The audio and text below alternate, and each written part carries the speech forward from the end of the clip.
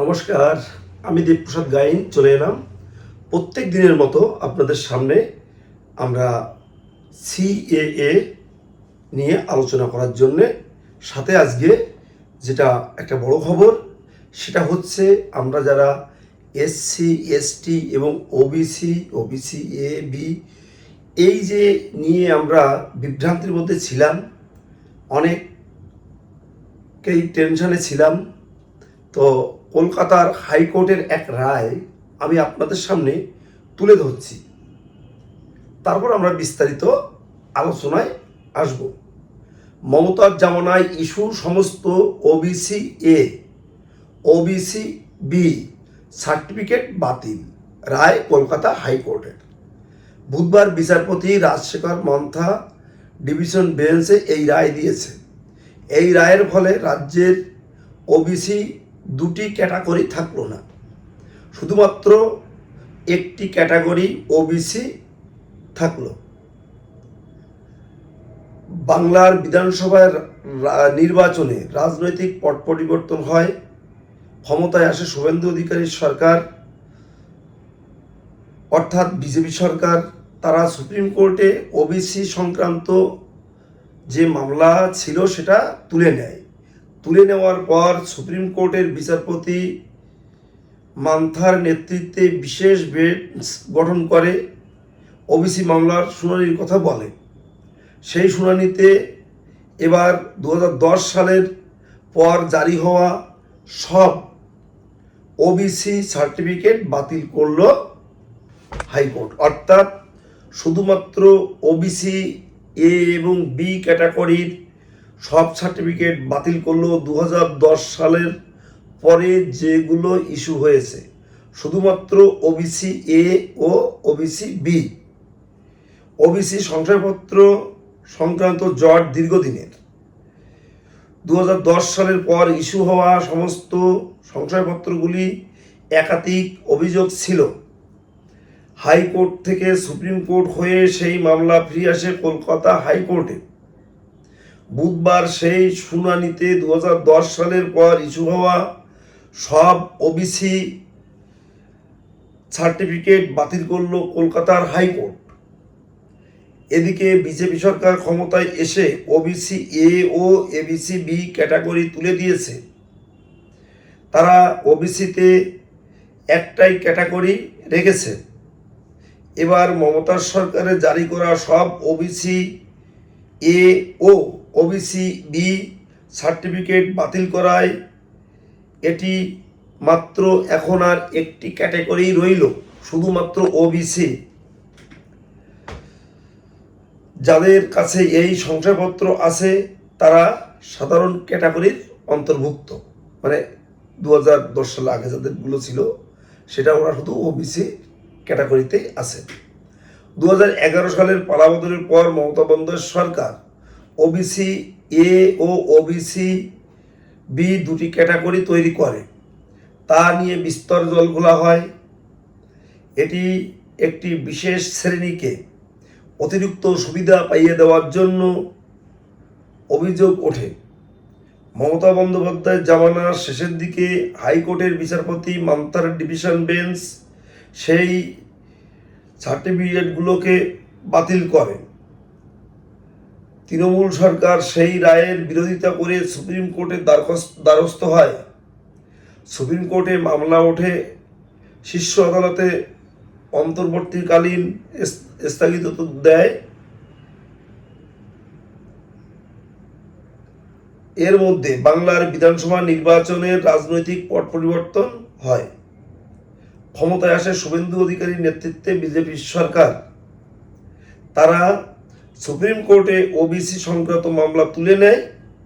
Supreme কোর্টের বিচারপতি মান্থার নেতৃত্বে বেঞ্চ গঠন করে ওবিসি মামলা শুনানির কথা বলে। সেই শুনানিতে এবার 2010 সালের পর জারি হওয়া সকল ওবিসি সার্টিফিকেট এ ও ওবিসি সার্টিফিকেট বি ক্যাটাগরি বাতিল হলো। তাহলে আপনারা বুঝলেন এসসি এসটি এই সার্টিফিকেটগুলো নিয়ে আমরা কিন্তু খুব বিভ্রান্তির মধ্যে ছিলাম।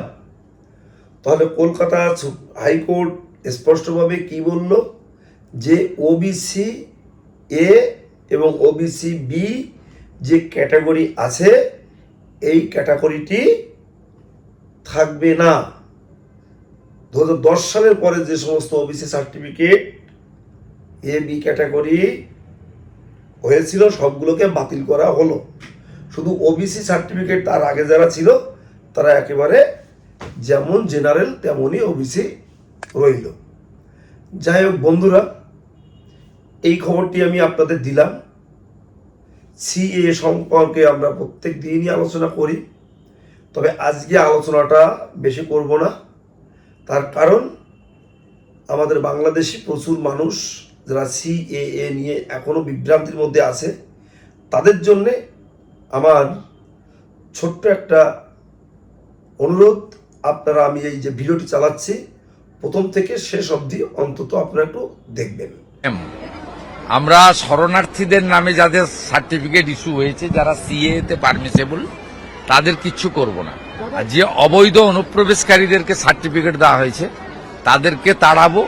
আর তাদের যারা সার্টিফিকেট দিয়েছে তাদের প্রথমে ডিপার্টমেন্টাল প্রসিডিংস হবে, সাসপেন্ড হবে এবং জেলে যাবে। এবং মন্ত্রী শুধু দুটো কথা বলতে পারে, যে হিন্দু শরণার্থীরা বাংলাদেশ থেকে এসেছেন তারা সিএএ তে আবেদন করুন, যতক্ষণ না নিষ্পত্তি হচ্ছে রেশন থেকে, অন্নপূর্ণা থেকে, বয়স্ক ভাতা থেকে কোনো অধিকার থেকে বঞ্চিত হবেন না।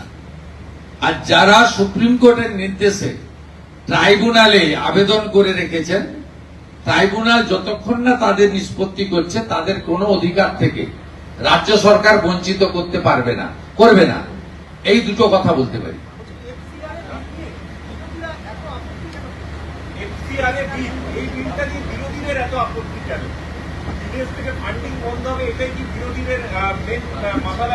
এর উত্তর ওই বর্ধমানে যে ধরা পড়েছে হামিম, ওই দিতে পারবে, আমি তো দিতে পারবো না। এত অবৈধ এরা জায়গা তৈরি করেছে ধর্ম প্রতিষ্ঠানের নামে। মৌলবাদীরা, রেডিক্যাল গ্রুপ দেশের ভিতরে থেকে বিদেশ থেকে টাকা এনে এই জিনিস বন্ধ করতে হবে। যে বাঁকুড়ায় বসে আছি, এখানেও এই জঙ্গলমহল এলাকায় বৈদেশিক টাকা নিয়ে গরিব মানুষের অর্থনৈতিক দুর্বলতার সুযোগ নিয়ে ধর্ম পরিবর্তন করার যে ট্রেন্ড, এটাও আমাদের অভিজ্ঞতার মধ্যে আছে। সীমান্তে জমি দিয়ে দিয়েছি, ওবিসির অবৈধ তালিকা বাতিল করে দিয়েছি, ইমাম মুয়াজ্জেম ভাতা বন্ধ করেছি, গোমাতার সম্মান রক্ষা করেছি। মহরম হয়েছে কিন্তু তরোয়াল বের করতে দিইনি। কিছুদিনের মধ্যে ইউসিসি আসবে, এক দেশ এক প্রধান, এক রাজ্য এক মুখ্যমন্ত্রী এক আইন, UCC, we all are equal.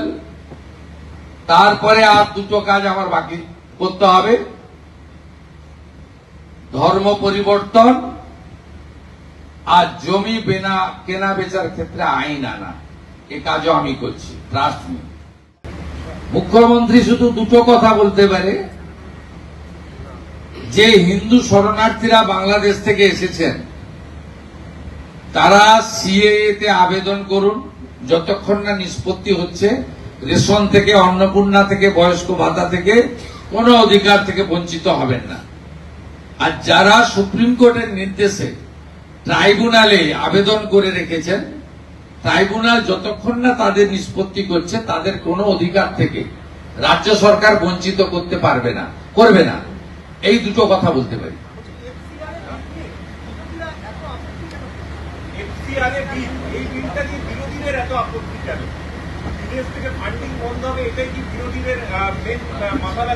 এর উত্তর ওই বর্ধমানে যে ধরা পড়েছে হামিম, ওই দিতে পারবে, আমি তো দিতে পারবো না।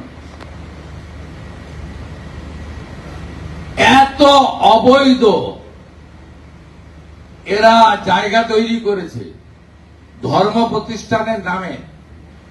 মৌলবাদীরা, রেডিক্যাল গ্রুপ, দেশের ভিতরে থেকে বিদেশ থেকে টাকা এনে এই জিনিস বন্ধ করতে হবে। যে বাঁকুড়ায় বসে আছি, এখানেও এই জঙ্গলমহল এলাকায় বৈদেশিক টাকা নিয়ে গরিব মানুষের অর্থনৈতিক দুর্বলতার সুযোগ নিয়ে ধর্ম পরিবর্তন করার যে ট্রেন্ড, এটাও আমাদের অভিজ্ঞতার মধ্যে আছে। সীমান্তে জমি দিয়ে দিয়েছি, ওবিসির অবৈধ তালিকা বাতিল করে দিয়েছি, ইমাম মুয়াজ্জেম ভাতা বন্ধ করেছি, গোমাতার সম্মান রক্ষা করেছি। মহরম হয়েছে কিন্তু তরোয়াল বের করতে দিইনি। কিছুদিনের মধ্যে ইউসিসি আসবে, এক দেশ এক প্রধান, এক রাজ্য এক মুখ্যমন্ত্রী এক আইন, UCC, we all are equal. তারপরে আর দুটো কাজ আমার বাকি করতে হবে, ধর্ম পরিবর্তন আর জমি কেনা বেচার ক্ষেত্রে আইন আনা। এ কাজও আমি করছি, ট্রাস্ট মি।